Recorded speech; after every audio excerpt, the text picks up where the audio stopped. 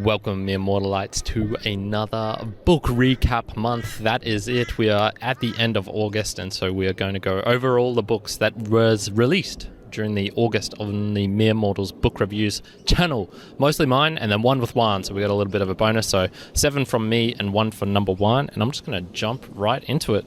The first one, Catch-22, a 9 out of 10. Holy damn, this is a funny book. If you've never read a war book before and you don't want to be get too deep into the world of the destruction, the mayhem, the sadness of it all, Catch-22 I think is a real good introduction to that, because it is just so absurd, so funny, that you don't even really need to view it as a war book if you don't want to. You can just view it as a classic, like, funny book. But then getting deeper into it, it does have some themes relating to death and the waste and whatnot. So this is the second time I've read this book. The first time I thought it was absolutely fantastic. I think I even rated it a little bit less. So it was amazing that it held up with a second viewing. It's just got everything. Perfect page length. Like, I wasn't getting bored, but it wasn't too short. It had a gradual decline into a deeper theme, and then right at the end you get a little bit of a jolt, something unexpected that lifts your spirits again. So overall, thoroughly, highly recommended Catch-22. The next one was Heart of Darkness. I gave this a 7.5 out of 10. So the first book was by Joseph Heller. Catch-22, Heart of Darkness is by Joseph Conrad. A look into the world of the ivory slave trade in Africa, in the Congo to be exact. And just a really good short story. It's not too long.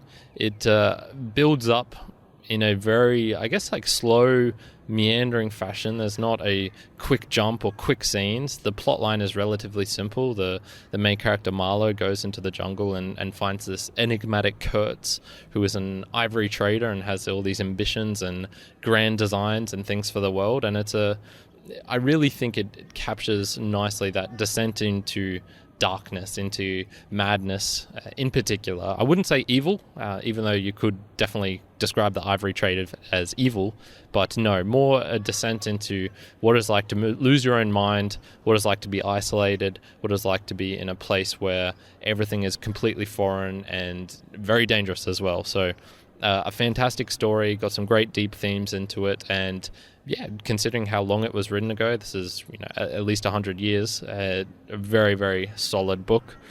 From here on, it's not super great. It's about my average, which is 6.5 out of 10. I've done the math, I've done the calcs, the stats. One day I'll put it up here on the screen for you as well. But on average, I give books about a 6.5 out of 10. Max getting up to 9.5. Lowest usually getting to like 3 or 4. If I'm reading a 3 or 4 book, it usually means I'm doing something wrong and I should have quit halfway through, or 10% of the way through. Anyway, the next 3 books are all 6.5. So in no particular order: Of Mice and Men by Mr. John Steinbeck. There's been a couple of book reviews of Steinbeck's books before. The Grapes of Wrath, for example, and Sweet Thursday was another one. And yeah, just really, It was a nice book. It was very short as well, so I did read a lot of shorter books this month. And I can see why people would rate this as a classic, as one of their best books. It does hit home really hard. You can tell from the outset that this is not going to have a pleasant ending. I think if you've read The Grapes of Wrath in particular, you'll know just how well Steinbeck is at creating this overpressing air of something bad is going to happen, and that it creating a situation where nothing good is going to happen. So if we're looking into the Great Depression, for example, yeah, sure, you can have individual instances of maybe something good happening. You find a new job in this case, but no, there's the overwhelming air of like, God damn, we're in a bad time. And so he creates that really, really nicely in this book. The ending is absolutely tragic as well, really, really heartbreaking and heart-wrenching to read a book like that. So yeah, I would recommend it. For me, why I gave it such a low one was because it was so short. I feel these short stories, they're hit and miss for me. The Old Man and the Sea by Ernest Hemingway, I quite like that, but I'd very doubt that a short book like this, less than 100 pages is, or only an hour and a half, 2 hours of reading maybe, is ever going to make my top 10 of all time list, for example, because it's just there's something about a longer story which draws you in and gives you more time to play around with the themes and whatnot, and for the author to dive deeper into them as well. So another one is The Sailor Who Fell from Grace with the Sea by Yukio Mishima. This was once again a solid book, just not my style. It has this very what's the word for it? He has this style of sentimental, I think is really a good way to describe it. So he's always describing these emotions that are dwelling up inside him. I really wonder, is this what some people experience in their day-to-day life? Do they feel these, heart, every instance? It's like, they walked along the park, and that walk along the park was just filled with the sparrows. The way the sparrow looked me in the eye was deep and mystifying. The way the wind flowed in the grass was edifying, and I realized it contained a part of my own soul deep within this, that sort of thing. I'm not, maybe some people experience this, but not me. So whilst I enjoyed the story, whilst I enjoyed his look into glory and into death and destruction in a not super, almost an inhuman way, in the fact that it's not even caring about humans, so that you can have the inhuman way of wanting to destroy humans, but this was more just humans are boring, selfish, stupid creatures. And yeah, the ending of that as well it's a good book to read for the ending, and you'll probably be like me and be glad that it got cut short. Another one, which was 6.5 out of 10, was Breakfast at Tiffany's by Truman Capote. And yeah, you would have heard of this before, most particularly for the movie with Audrey Hepburn, which is one of her most famous ones. A look into the lifestyle during the mid-World War II in New York City, the socialite scene, the glamour, the glitz, everything that was going on there in that time. And what I really liked about this is it exposes a time when there was just not a lot of men around. There seems to be something really peculiar about that atmosphere they can create, where it's, for example, in My Brother Jack, and mostly this is in war type books, because what's the other reason there's no men? Maybe I need to find a book out there which is like a book where all the men have died off, or it's a virus that only attacks men, and see how the author creates that world. But I really liked the look into that sort of atmosphere, what it was like with just having a lot of women around. And then also the charisma, and in particular female charisma. What is about Holly Golightly that draws you in? What is about this main character who, she has so many bad qualities about her, the selfishness, the uncaring, the lateness, the just completely oblivious, almost fickle nature, all of these things where you'd say, if you describe someone like that, you're not doing them a service, you're saying something bad about them. But with Holly Golightly, it's just like, she has something about her. There's something about her that you are drawn into. I really like that. And also, it really did get me thinking about how a person's character and their charisma, it's almost like you need to take out select little things to actually have that charisma. It's not like you become more charismatic by adding things into a personality. Maybe it's the opposite. Maybe you take away certain things, and that's what is charisma. That's what draws people in. I found that a new idea I hadn't thought of before, so I was glad I read that book. Once again, just a short book. I'm not going to rave and rant about it, but yeah, solid. Another one is Mortality by Mr. Christopher Hitchens. A sad book. A sort of memoirs of his dying days, of his last year and a half of life on this earth after he got esophageal cancer. So that's cancer of the lungs and the esophagus, obviously.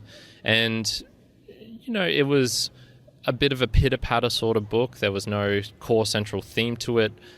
In one moment, he'd be exploring what Nietzsche said.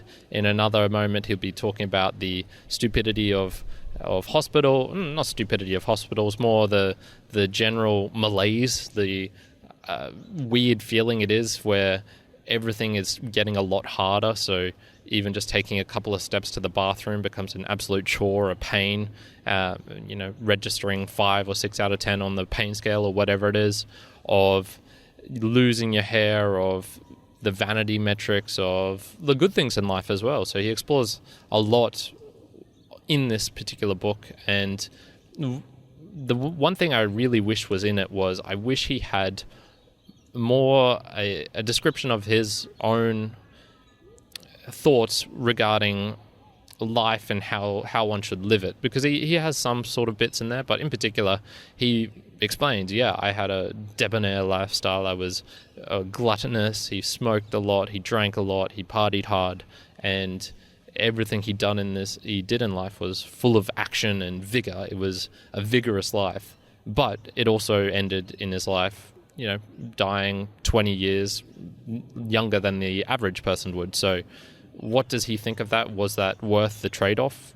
It's hard to say, because obviously he didn't get to experience those years of 61 to 81, whatever it is. And so those years might be full more of pain, of suffering in any case, because your body's getting older. So you almost need to live two lives to be able to fully get into it. But I enjoyed the book. Just it's a bit of a depressing book. You're not really wanting to read about mortality all the time, maybe once in a while. And what I really got out from it was how funny it is that you can have a person who, me personally, he talks about topics I do not care about: politics, about pop culture, about religion.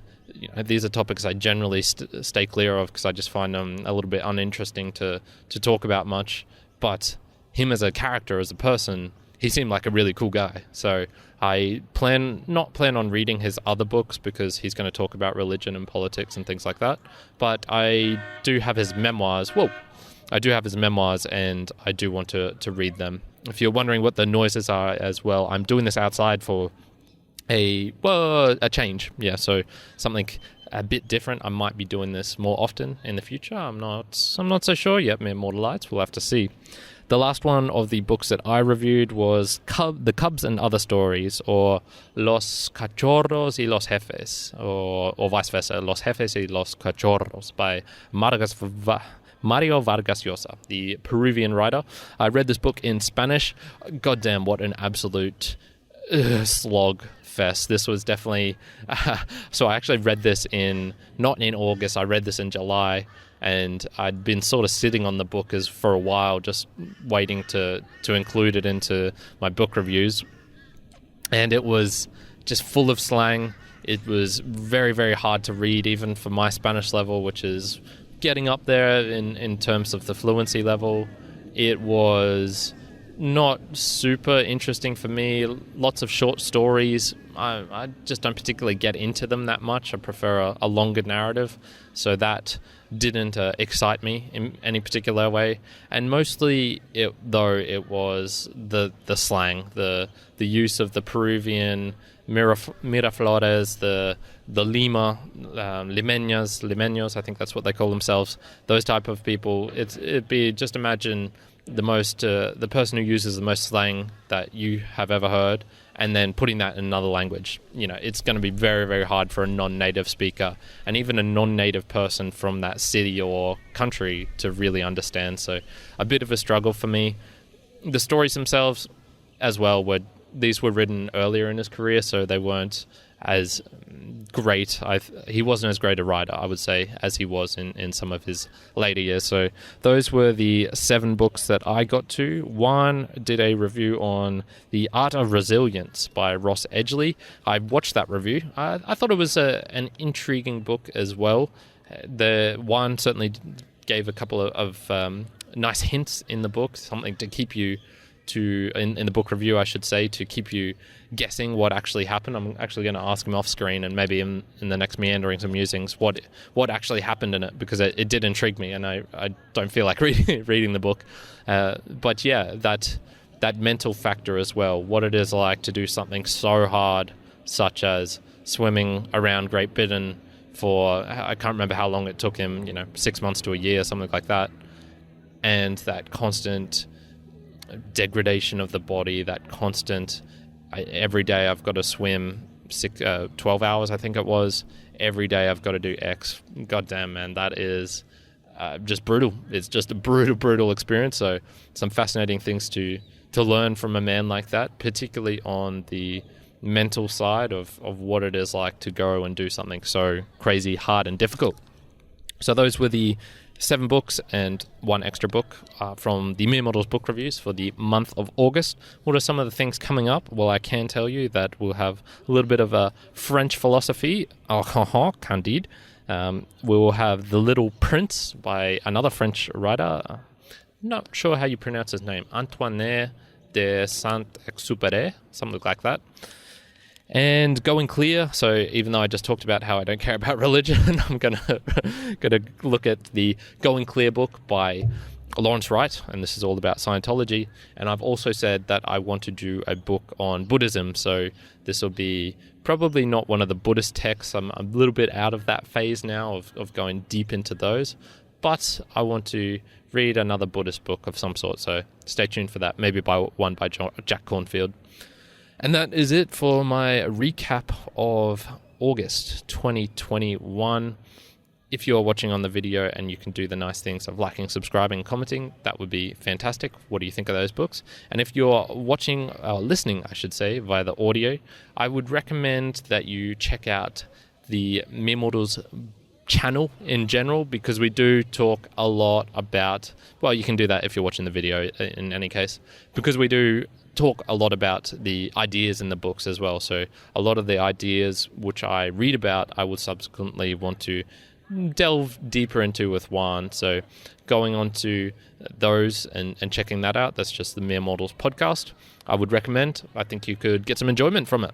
Other than that, I really do hope you're having a fantastic day wherever you are in the world. Kyrin out.